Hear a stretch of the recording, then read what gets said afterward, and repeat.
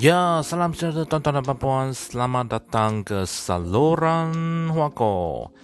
Ya, sekiranya anda belum subscribe ke Huako channel, sila subscribe sekarang dan sila buka loceng di sebelah supaya anda akan menerima notifikasi daripada YouTube apabila saya postkan video baru saya pada masa akan datang.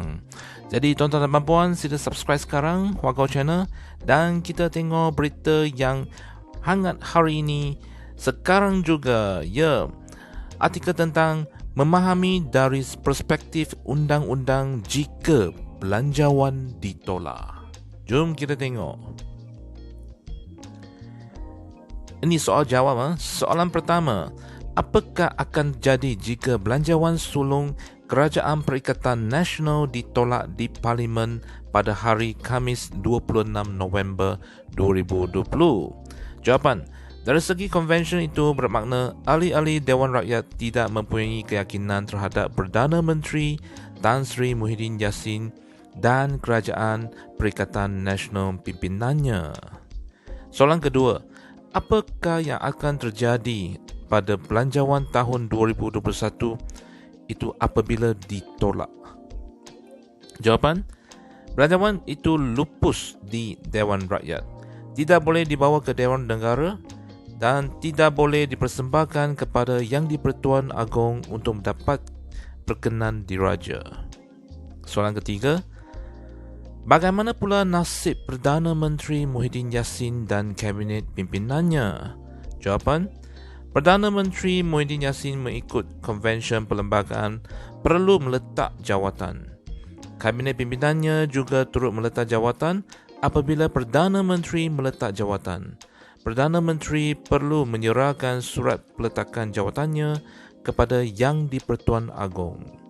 Soalan keempat, bolehkah Perdana Menteri Muhyiddin Yassin menasihati Yang di-Pertuan Agong supaya mengisytiharkan darurat di seluruh Malaysia setelah belanjawan 2021 kalah di Dewan Rakyat? Jawapannya, Muhyiddin Yassin tidak boleh berbuat demikian apabila belanjawan 2021 Kerajaan Perikatan Nasional ditolak di Dewan Rakyat. Itu bermakna ahli Parlimen Pago itu sudah kehilangan sokongan majoriti ahli-ahli Parlimen di Dewan Rakyat. Beliau sudah tidak ada locus standi sebagai seorang Perdana Menteri untuk menasihati Yang di-Pertuan Agong supaya mengisytiharkan darurat di bawah perkara 150 Perlembagaan Persekutuan. Soalan kelima, adakah alasan lain jika ada selain isu locus standi untuk Yang di-Pertuan Agong menolak permohonan Muhyiddin Yassin supaya diisytiharkan darurat? Jawapan, kalau dalam pengundian belanjawan tahunan negara tidak boleh jadi alasan untuk pengisytiharan darurat. Ada tiga sebab utama di dalam perkara 150 Perlembagaan Persekutuan untuk darurat diisytiharkan oleh Yang di-Pertuan Agong.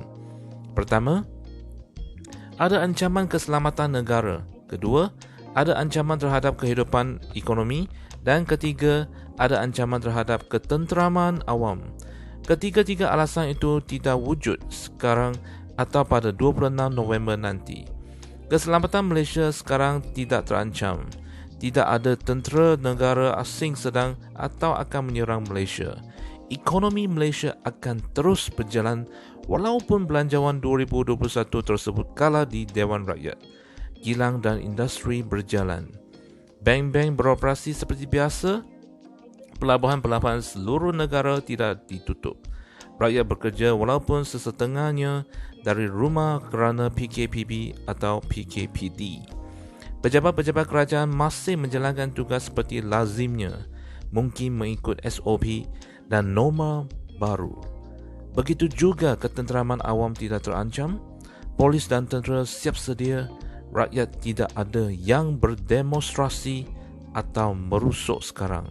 Semuanya aku ikut SOP dan berdisiplin. Jadi tidak ada asas untuk isytihar darurat. Soalan ke-6, jika belanjawan 2021 tidak diluluskan di Dewan Rakyat, bolehkah Muhyiddin Yassin menghadap Yang di-Pertuan Agong supaya dibubarkan Parlimen dan pilihan raya umum diadakan. Jawapan: Perdana Menteri yang kalah di Dewan Rakyat kerana belanjawan kerajaannya ditolak oleh ahli-ahli Parlimen sudah hilang kedudukan atau locus standi untuk bertindak sebagai seorang Perdana Menteri yang sah untuk menasihati Yang di-Pertuan Agong supaya membubarkan Parlimen dan mengadakan pilihan raya umum. Soalan ketujuh, kalau semua langkah Perdana Menteri yang kalah belanjawannya di Dewan Rakyat tersekat kerana halangan undang-undang perlembagaan dan konvensyen perlembagaan, jadi apa yang Tan Sri Muhyiddin Yassin wajar lakukan sekiranya senario yang digambarkan itu benar-benar berlaku? Jawapan: Yang berhormat Ahli Parlimen Pagoh itu tiada pilihan lain. Beliau perlu meletakkan jawatan sebagai Perdana Menteri. Soalan ke-8, apa jadi jika Perdana Menteri meletakkan jawatan? Jawapan: semua menteri kabinet juga secara automatik gugur dari jawatan dan Kerajaan Perikatan Nasional ikut sama tumbang. Soalan ke-9, jika senario ini benar-benar berlaku pada Khamis 26 November ini, apa jalan penyelesaiannya? Jawapan: Yang di-Pertuan Agong akan melantik seorang Perdana Menteri baru. Sebuah kabinet dengan jemaah menteri akan terbentuk dan sebuah kerajaan baru akan ditubuhkan. Soalan ke-10, apakah tugas utama kerajaan baru itu?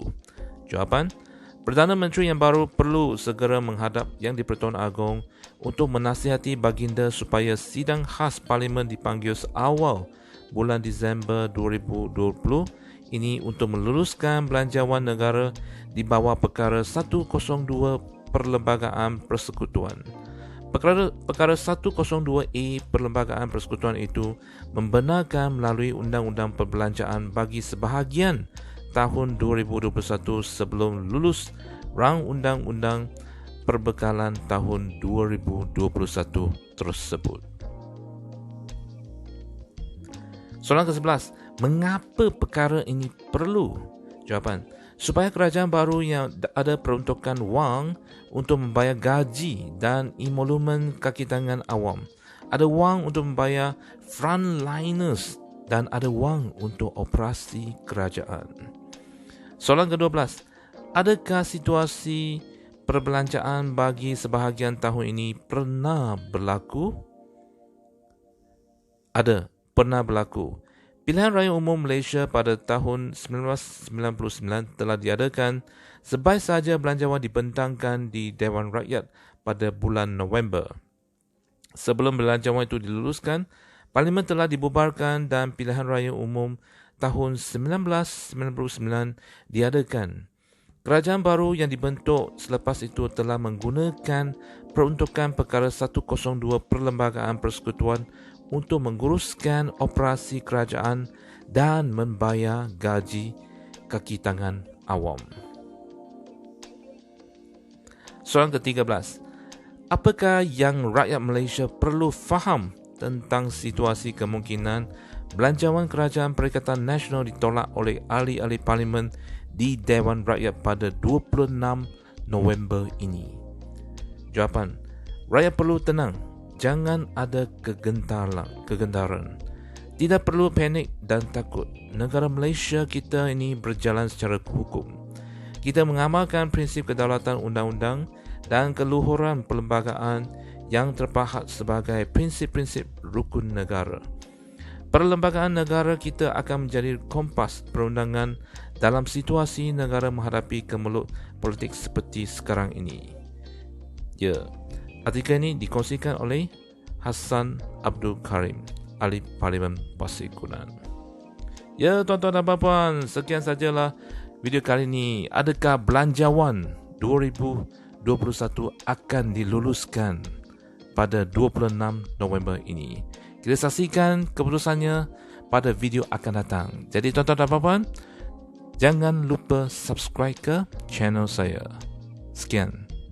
Terima kasih. Jumpa lagi.